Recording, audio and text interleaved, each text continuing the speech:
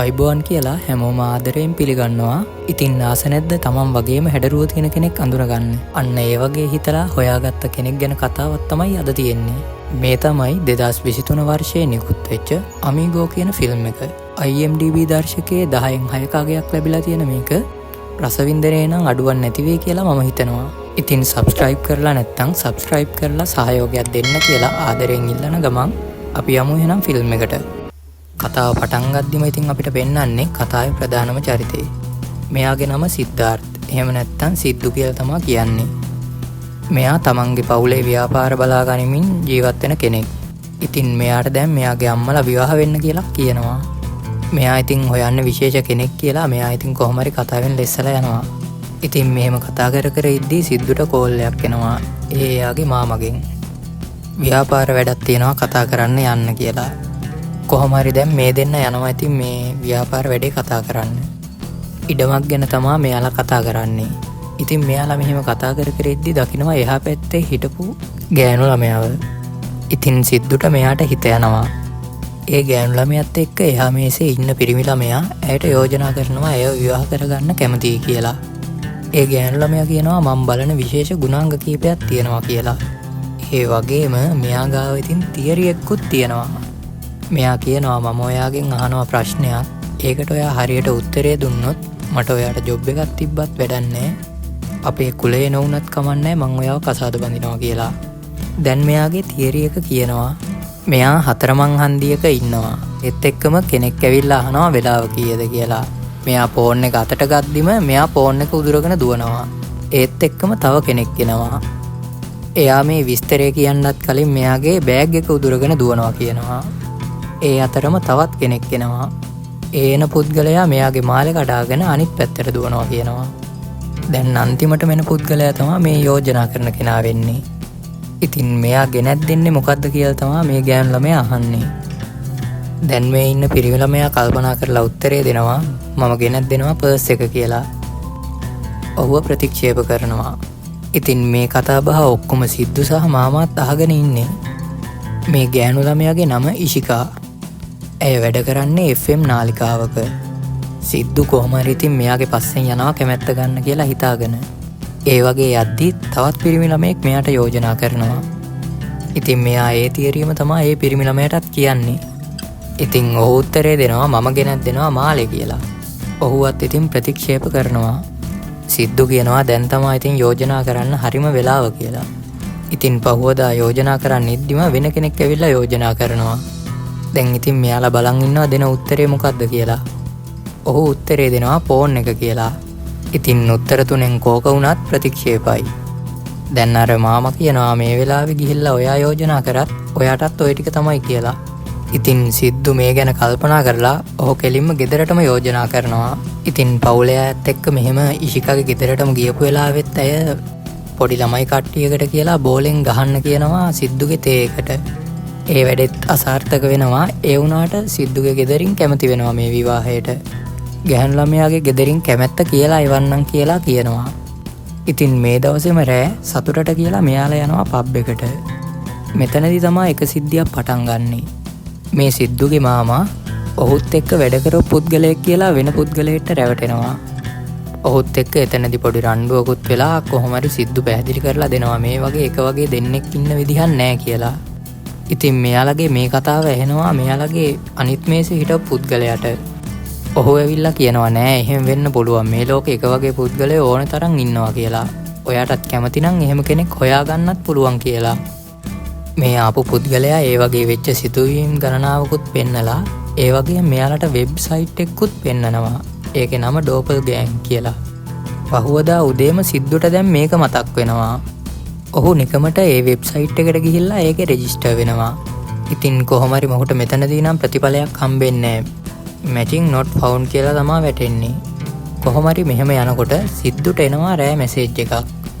ඒ ඔයාගේ ඩෝපල් ගෑන් හම්බුණා කියලා. ඉතින් සිද්ධු ඉක්මනට ඇවිල්ලා මේක බලලා එයාට කෝල් එකක් ගන්නවා. ඔහුගේ නම මංජුනාත්. මෙයා වීප්‍රෝ එකේ ප්‍රෝග්‍රෑමර් කෙනෙක් කියලා හඳුන්වලා දෙනවා. මෙයාලා මෙහෙම විස්තර කතා කරලා මෙයාලා හම්බ වෙමු කියලා කියනවා. ඉතින් මේ මංජුනාත් කියන කෙනා කියනවා මට වෙන්න වෙන්නේ මම ගෝවා වල ඉන්නේ කියලා. එහෙනම් අපි පස්සේ දවසක හම්බෙමු කියලා සිද්ධු ෆෝන් එක තියලා නිදා ගන්නවා. ඉතින් ටික වෙලාවකින් සිද්ධුට තවත් කෝල් එකක් එනවා. ඔහු කියනවා හායි මම මයිකල්, මම ඔයාගේ ඩෝපල් ගෑන් කියලා. ඉතින් සිද්ධු ඉක්මනට නැගිටලා බලනවා. එක්කෙනෙක් හොයොප් මෙයාට එක වගේම දෙන්නෙක් හම්බුණා. ඉතින් ඔහු මේ ගැන මයිකල්ටත් කියනවා. ඉතින් මයිකල් කියනවා හම්බෙන එක පරක්කු කරන්න ඕනේ අපි හෙටම හම්බෙමු කියලා. ඉතින් මේ දෙන්නම නිදහසේ ඉන්න නිසා මංජුව හම්බෙන්න මේ දෙන්න යමු කියලා කියනවා. කොහොම හරි දැන් සිද්ධු යනවා මංජුව හම්බෙන්න. එතකොටම මංජුව අහනවා ඇයි එකපාරට මේ අදම හම්බෙන්න ඕන කිව්වේ කියලා. එතකොට සිද්ධු කියනවා මේක තව කෙනෙක් ඉන්නවා අපි වගේම කියලා. ඔහුගේ අදහස තමයි මේක කියලා.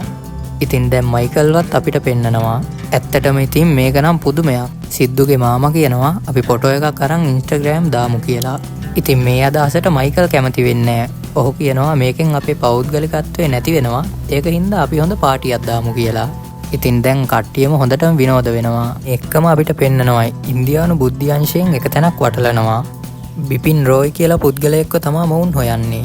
මෙතන ඉන්න කට්ටියත් හොඳටම බය වෙලා වුන් උත්තර දෙනවා එහෙම කෙනෙක් ගැන දන්නේ නැහැ කියලා. පොලිසියෙන් මොවුන්ට ෆොටෝ එකක් පෙන්නනවා. ඒ ෆොටෝ එකේ ඉන්නේ වෙන කවුරුත් නෙමෙයි මේ මයිකල් කියන පුද්ගලයා. ඔහු තමයි බිපින් රෝයි කියන්නේ. දැන් අපිට පෙන්නනවා ආයෙත් මෙයාලා පාටි එක ඉවර වෙලා පහුවදා උදෑසන. ඉතින් සිද්ධු එළියට ගිහිල්ලා ඉද්දි පුදුමයකට වගේ ඉෂිකත් මෙහෙට්ටම ඇවිල්ලා. ඉතින් ඉෂිකා බයිනවා මොහුට මගේ පස්සෙන් පන්නගෙනම ඉන්නව හැරෙන්න වෙන වැඩක් නැද්ද කියලා. ඉතින් මේක දකිනවා මංජු සහ මයිකල්.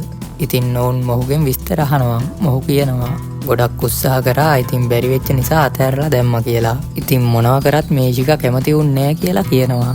ඒ වගේ මොහුට අන්තිමටම කියලා තියෙන්නේ විශාල පාක් එකක් තියෙනවා ඒක වටේ වට 7ක් දුවන්න ඕන කිසිම මහන්සියක් නැතුව කියලා. ඉතින් දැන් අර දෙන්න කියනවා එහෙම ඉතින් අතහැරලා දාන්න එපා. ඕක හරියනවා කියලා. දැන් මේ දෙන්න කියනවා අපි ඒකට උපායක් යොදමු. අපිත් ඔයාට උදව් කරන්නම් කියලා.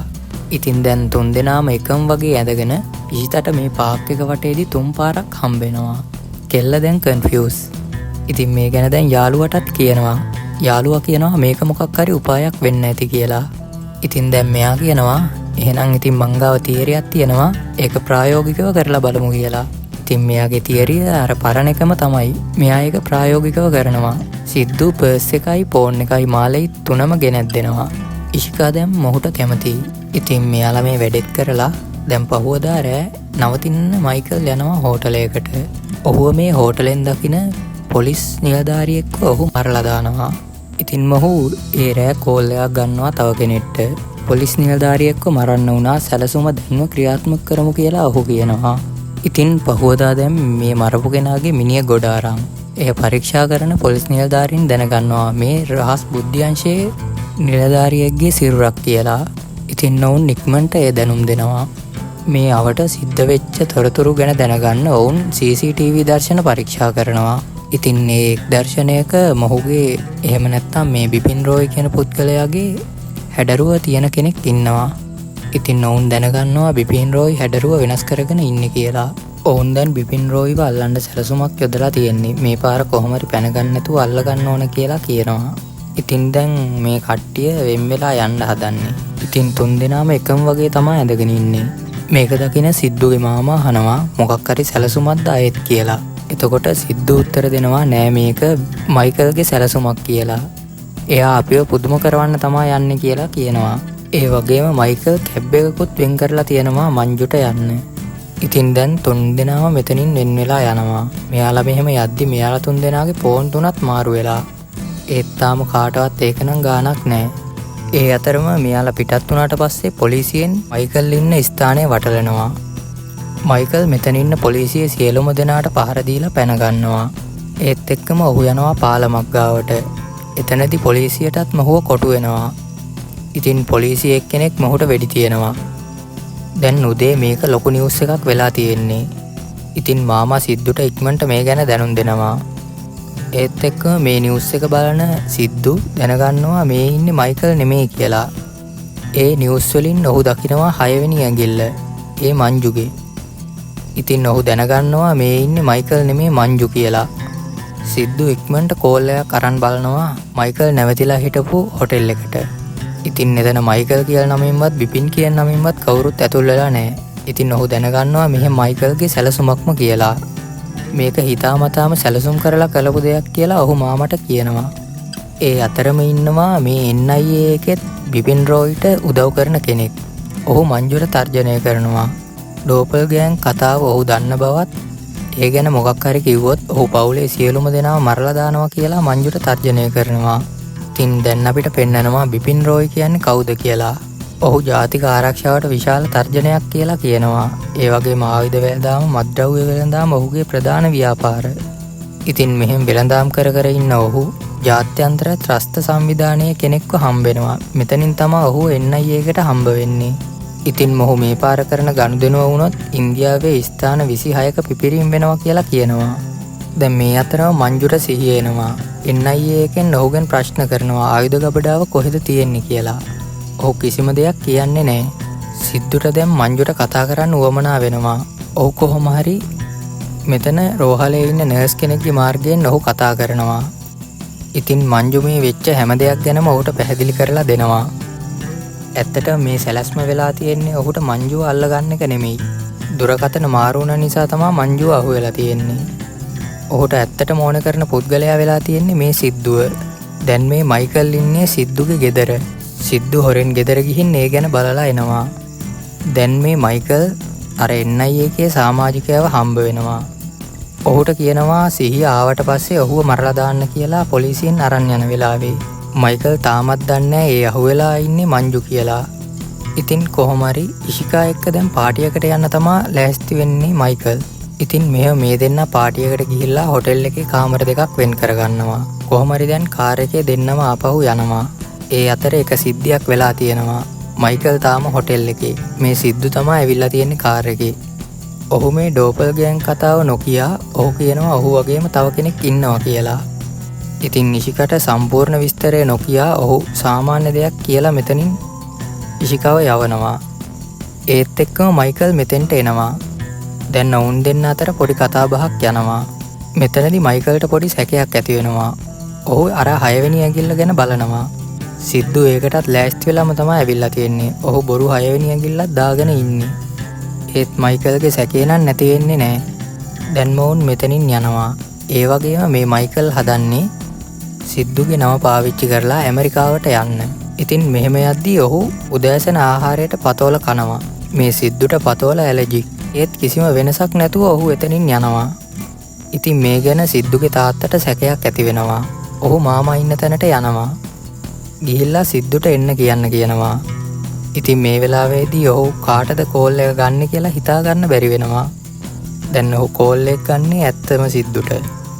ඉතින් තාත්තා මෙතනදී දැනගන්නවා මේ ගැන. මේ සම්පූර්ණ විස්තරයම දැන් කියනවා. මොවුන් දැන් තාත්තට සැලසුම ගැන කියනවා. ඔහු කියන වෙලාවට මයිකල්ව එක්කගෙන එන්න කියනවා තැනකට. දැන් මේ බිපින් රෝයිට ගනුදෙනුවට අවශ්‍ය සල්ලිත් එවලා තියෙන්නේ. බිපින් රෝයිට දැන් තාත්තා කියනවා තැනකට යමු කියලා. ඉතින් පහුවදා උදේම කට්ටිය ලෑස්ති වෙනවා. ඔහු පවුලේ ඔක්කොටම මේ ගැන කියලා. ඉතින් බිපින් රෝයිටත් මෙතනදී පොඩි සැකයක් ඇති වෙලා තියෙන්නේ මේ තාත්තා ගැන. ඔහු ඇත්ත දැනගෙනද කියලා. මගට යනකොට ඔහු දකිනවා මේ තාත්තගේ ඉනේ ඉන්ජෙක්ෂන් එකක් තියෙනවා. ඔහු හරියටම තහවුරු කරගන්නවා දැන් දැනගෙන ඉන්නේ කියලා. ඉතින් පවුලේ සියලු දෙනාම ඔහු වෙන තැනකට එක්කගෙන යනවා. ඔහු දැන් සියලු දෙනාටම ඇත්ත කියනවා. ඔහු කියනවා දැන් කෝල් එකක් ගන්න කියලා සිද්ධුට. ඔහු කෝල් එකක් අරගෙන කියනවා පවුලේ අය ඕන නම් ඔහු මැරෙන්න ඕන කියලා. ඒ වගේම පොලිසියත් ඒ දකින්න ඕන කියලා කියනවා. කොහොම හරි දැන් මංජුව ගෙනියන්න යන්නේ පොලිසියෙන්. ඉතින් ඒ එක්කම සිද්ධු කාර් එකකින් ඇවිල්ලා මංජුව මෙතනින් පැහැර ගන්නවා.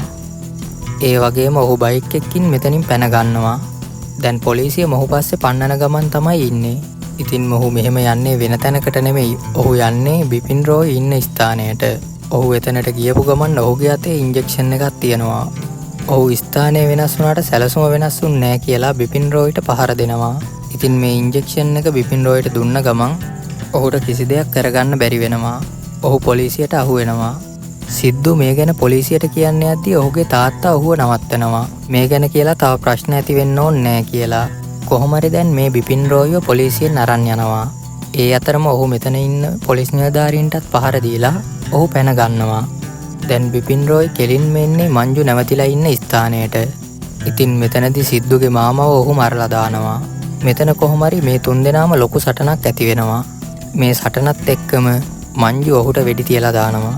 බිපින් රෝයි මෙතනදි මැරෙනවා. මේ ඩෝපල් ගෑන් කතාව සහ මේ සියලු දේ දැන් නිවුස් වලට යනවා. සිද්ධු සහ මංජු මේ ගැන පොලිසියටත් ඇත්තම විස්තරේ කියනවා. කතාව මෙතනින් අවසන් වෙනවා. ඉෂිකා සහ සිද්ධු විවාහ වෙනවා. ඒ වගේම ඩෝපල් ගෑන් වෙබ්සයිට් එකේ මොහුගේ නම තව පාරක් ප්‍රොසෙස් වෙනවා අපිට පෙන්නනවා. ඉතින් මේකේ දෙවෙනි කොටසක් තාම නම් ඇවිල්ලා නැහැ. ඉතින් මේකත් හොඳ රසවින්දනයක් තියෙන චිත්‍රපටියක් වෙයි කියලා මම හිතනවා. සියලු දෙනාටම සුබ දවසක් කියලා ප්‍රාර්ථනා කරන ගමන් මාවත් සබ්ස්ක්‍රයිබ් කරලා සහයෝගයක් දෙන්න කියලා ආදරෙන් ඉල්ලනවා. ඒ වගේම අඩුපාඩුවක් තියෙනවා නම් ඒවත් පහලින් කමෙන්ට් කරන් යන්න.